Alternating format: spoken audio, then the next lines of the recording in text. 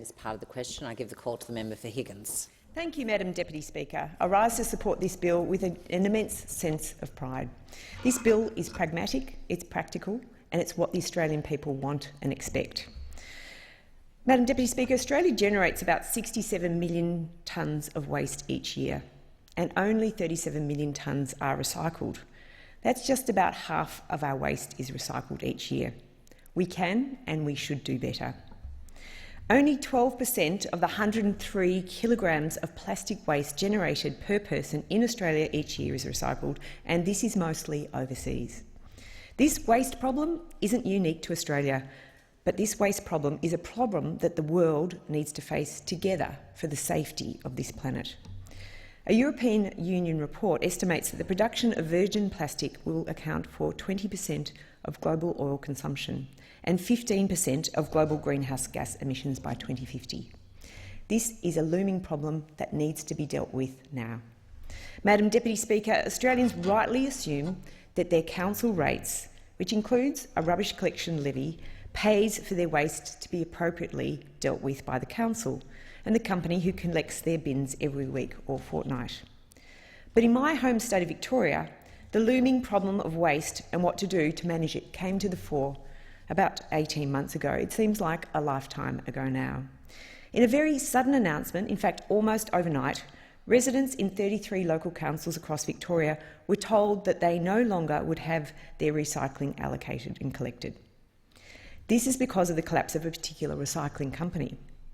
That, coupled with a series of warehouse fires that were storing rubbish, in particular car tyres, blew the lid on the practices of recycling companies, literally. Most average Australians dutifully separate their recyclables from their rubbish and compost every week, placing the appropriate waste in the right coloured bin.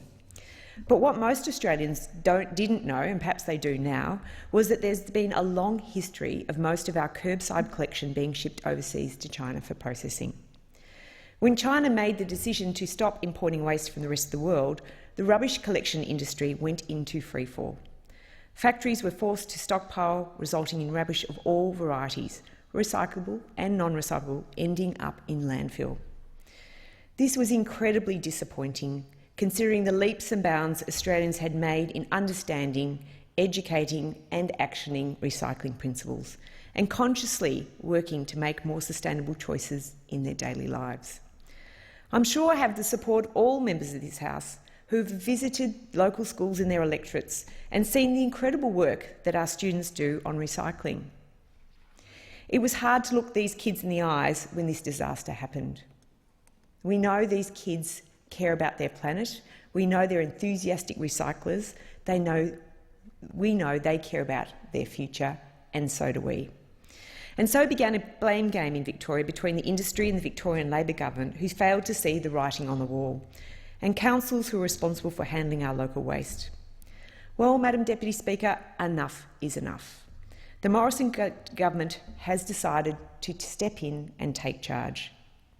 And I want to thank the Minister for Brisbane for his passionate leadership in this area as Assistant Minister for Waste Reduction and Environmental Management. I call him our waste warrior. As a nation, we have a duty and a responsibility for our own waste. We can't just pass the buck to other countries to deal with it. That is why I support the bill with a great deal of pride today. This landmark bill seeks to ensure Australia takes responsibility for its waste and establishes a national industry framework for recycling. The Recycling and Waste Reduction Bill 2020 will work to end the 640,000 tonnes of rubbish, including plastic, paper, glass and tyres, that Australia ships overseas, mainly to China. As Australians, we should all welcome the $190 million commitment for a new recycling modernisation fund announced in the budget recently, plus the $60 million for a national waste policy action plan that will improve our waste data collection and halve our food waste by 2030. Madam Deputy Speaker, it will also provide the basis for those who design, manufacture and distribute products to take greater responsibility for the impacts of these products on the environment. As the Prime Minister has said, it's our waste, it's our responsibility. The Australian public expect this. The Australian public deserve this. We are putting this incredibly important issue firmly on the federal government agenda, not leaving it to the states and territories to go it alone. We will work as one across the 3 levels of government to solve this problem for Australia.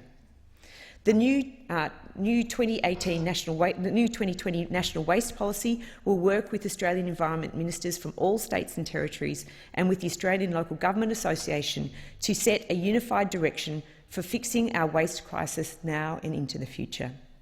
This legislation will not only reduce the amount of products that go to landfill, but tackle plastic pollution in our waterways and ocean, and give Australians confidence that when they put their recycling bin out, their waste will be collected and recycled properly and responsibly, not simply dumped into landfill.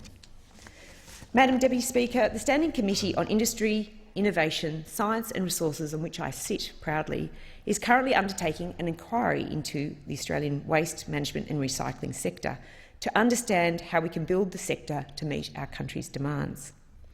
The Waste Management and Resource Recovery Association Australia, in their submission to the inquiry, highlighted numerous benefits of re-examining our recycling habits and the industry and ultimately restructuring the framework for dealing with our waste and recyclables. And I think they sum up the benefits of this once-in-a-lifetime opportunity to remodel waste management across the board quite succinctly.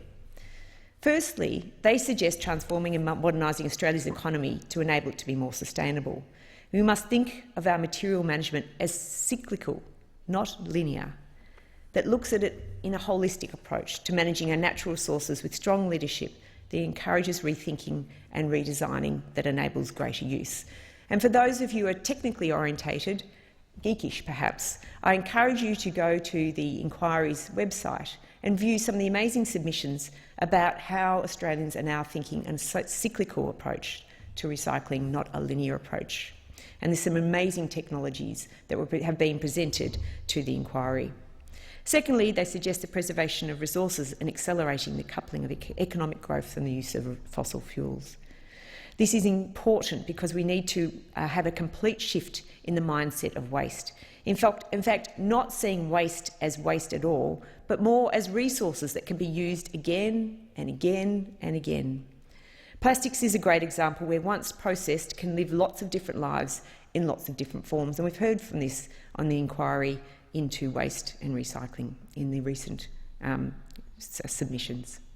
Madam Deputy Speaker, thirdly, there's a focus on the creation of local jobs and the growth of local economies. And we're hearing this more and more, particularly from rural and regional electorates, where local communities embrace the opportunity to be waste warriors and to benefit economically from this. It's important to remember, Madam Deputy Speaker, that good waste management is not just an environmental problem, it is an economic opportunity to create and rejuvenate the sector. For every 10,000 tonnes of waste recycled, more than 9 jobs are created. Our actions under the National Waste Policy Action Plan will create 10,000 new jobs over the next 10 years. That's a 32% increase in jobs in the Australian waste and recycling sector. Fourthly, Madam Deputy Speaker, the plan stresses the importance of investment in the sector in both infrastructure and operations. With no guarantee that products made from recycled materials will be purchased, invested and innovated, the industry dries up. And I welcome our national government's procurement plan for investing in ensuring that procurement through government sources can invest in this industry to ensure that they've got an economic plan ahead. The submission notes that we must place greater emphasis on creating end markets or demand for recycled materials to generate investment in infrastructure and innovation. Investment, innovation and growth of this industry ultimately supports job creation, and this is critical as we cast our minds to our COVID pandemic economic recovery. Fifthly, they state that waste management and the recycling industry ultimately supports the achievement of climate goals. Earlier this year, the Morrison government released the Low Emissions Technology Investment Roadmap, which is a very welcome development, as part of our goal to develop a long-term climate strategy that appropriately balances environmental and economic concerns. Madam Deputy Speaker, it's technology, not taxes, that are key to meeting and beating our international climate change goals. We know how important recycling and waste is to emissions and to our emission reductions goals. Innovating our waste management and the recycling industry supports this goal. It's something that the public wants, and it's something that the public enthusiastically supports. Energy from waste is the treatment of residual waste to harness energy from material that would otherwise be landfill. And I was pleased to visit recently the Eco Lawn Centre as part of the inquiry recently into recycling and waste, and to see some of the wonderful technologies that are being brought online. The energy is created by either thermally processing waste at high temperatures and using the heat to make steam, or digesting the organic material to produce gas, which can be used for fuel, electricity generation or heat. Currently, small and large-scale anaerobic digestion technology is being developed across Australia and makes a meaningful contribution to resource recovery and renewable energy generation. This is a watch this space area globally, and Australia needs to be in line with the technology development in this area. It's exciting and promising work which should hopefully grow to form an important part of the energy mix in Australia. Madam Deputy Speaker, in conclusion, waste and recycling may not be the sexiest topic under consideration in this place, but its importance both now and into the future cannot be understated. Thank you, Madam Deputy Speaker. I thank the member.